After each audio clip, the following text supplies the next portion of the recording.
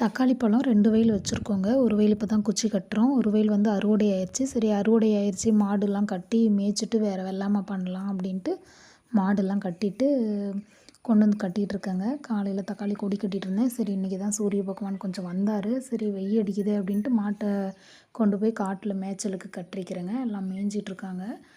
அந்த ஒரு 2 மணி நேரம் கழித்து மறுபடியும் வந்து பேத்து கட்டினோம்னா போதும். அவங்க பாட்டில் மேய்வாங்க. வளர்த்திய விட்டு கட்டியாச்சு.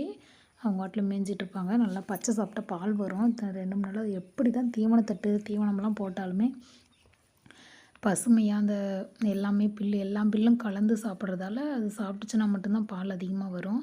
சரின்ட்டு நானும் மாமியாவும் கொண்டு போய் இருக்கிற தக்காளி பழத்தை மட்டும் என்ன ஒரு 2, 3 கிலோ தான் வந்துச்சு நம்ம குழம்புக்கு ஆகும் அப்படின்ட்டு இருக்கிற பழத்தை அப்படியே பிச்சுக்கிட்டு மாட்டெல்லாம் கட்டிட்டோங்க.